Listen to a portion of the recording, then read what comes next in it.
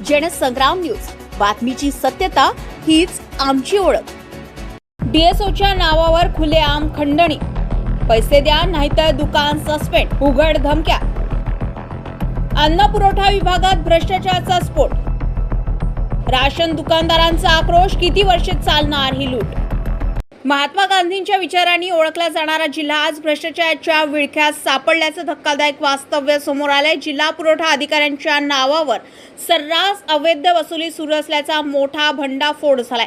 या प्रकरणात संजय देशमुख नावाचा व्यक्ती स्वतःला अधिकाऱ्यांचा माणूस असल्याचा आव्हानात राशन दुकानदारांकडून उघडपणे पैसे उकळत असल्याची माहिती समोर आली आहे। एवढंच नाही तर पैसे नाही दिले तर दुकान सस्पेंड करतो अशा थेट धमक्या देऊन दुकानदारांना दहशतीखाली ठेवण्यात येत आहे। डीएसओ कार्यालयाच्या नावावर संजय देशमुख नामक व्यक्तीने जी अवैध वसुली चालू केलेली आहे याचे आपण पीडित ग्रासित असं म्हणता येईल आपल्याला। नेमका काय प्रकार घडला होता आपल्यासोबत आणि काय केलं संजय देशमुखांनी? मला कार्यालयातून नोटीस आलेला होता आणि त्या नोटिसामार्फत मी कार्यालयाला उत्तर दिलं। त्यानंतर संजय देशमुख यांचा मला फोन आला आणि त्यांनी मला 30,000 रुपयाची मागणी केली। आता मी ते 30,000 रुपये देऊ शकत नाही, कारण माझ्याकडे ते पैसे नाही, आणि मी ते देऊ शकत नाही, कारण त्या दुकानामध्ये उत्पन्नच तेवढं नाही, तर मी महिन्याचं उत्पन्नच नाही तर मी देऊ कुठून? पण मग जर तुम्ही पैसे देणार नाही तर मग त्याच्यावर त्यांचं काय मत? नाही, ते कार्यालय दंडात्मक का कारवाई करेल मला ते मान्य राहील। कार्यालय त्यांनी त्या व्यतिरिक्त आणखी काही धमक्या वगैरे देण्यात आल्या होत्या का देशमुखांनी? आणि देशमुखांचं म्हणणं असं आहे का तुम्ही जर पैसे दिले नाही तर तुमचं दुकान सस्पेंड करण्यात येईल।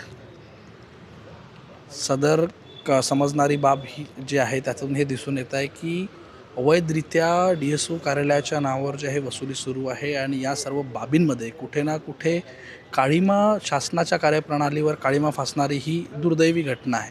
त्यामुळे येणाऱ्या दिवसांमध्ये राशन दुकान चालकांना हा न्याय मिळेल का, की सतत असंच ज्या संजय देशमुखांसारख्या लोकांकडून त्रास देण्यात येईल हे आता बघण्यासारखं आहे। जिल्ह्यातील अन्न पुरवठा विभागाच्या माध्यमात चालत असलेले जे शासकीय धान्याचे दुकान आहेत त्या दुकानदारांकडून मोठ्या प्रमाणावर आर्थिक लूट करण्याचा प्रकार समोर येतो आहे आणि याच्यामध्ये संजय देशमुख नामक जो व्यक्ती आहे यांनी डीएसओ कार्यालयाच्या नावावर डीएसओ अधिकाऱ्यांच्या नावावर जे आहे पैसे घेतल्याची खळबळजनक बाब समोर येतात। यावर आपलं डीएसओ म्हणून आपलं काय मत आहे? मी सर्व स्वस्त धान्य दुकानदारांना आव्हान करू इच्छितो की माझ्या नावाने कृपया कोणीही आर्थिक व्यवहार करू नये।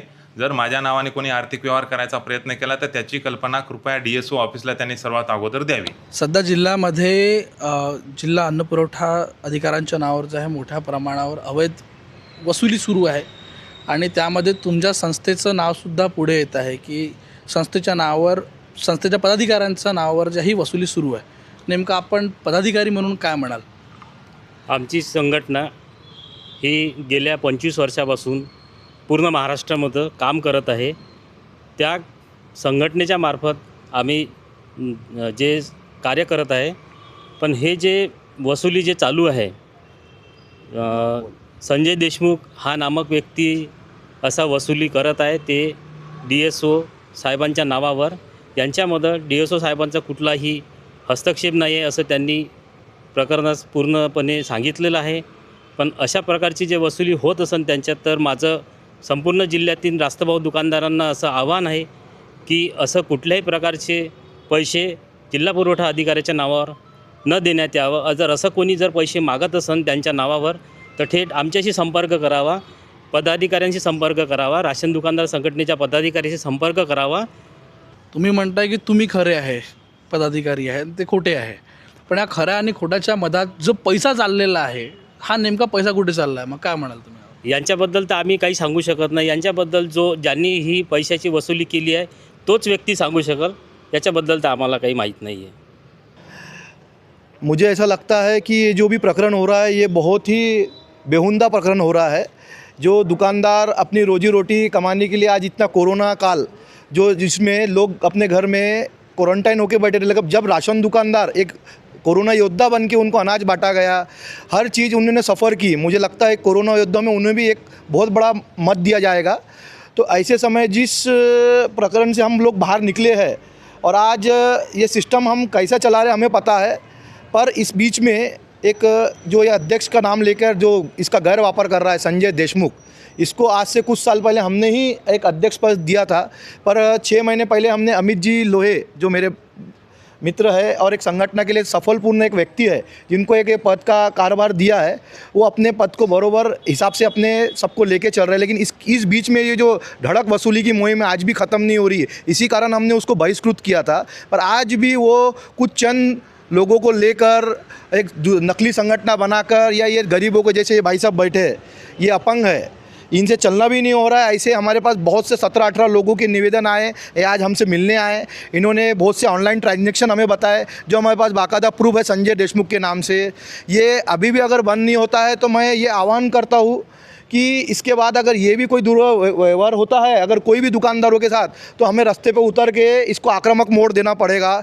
एक मैं बजरंग सदर प्रकरणामध्ये मोठ्या प्रमाणावर जी होणारी अवैध वसुली आहे, या अवैध वसुलीच्या मागे नेमका चेहरा कुणाचा, की खरंच जिल्हा पुरवठा अधिकाऱ्यांनी सांगितल्याप्रमाणे त्यांना पैसा भेटला नाही भेटला, की जर भेटत नाही आहे तर त्यांच्या नावाचं वर्चस्व घेऊन वसुली कशा प्रकारे सुरू आहे हे आता बघण्यासारखं ठरणार आहे।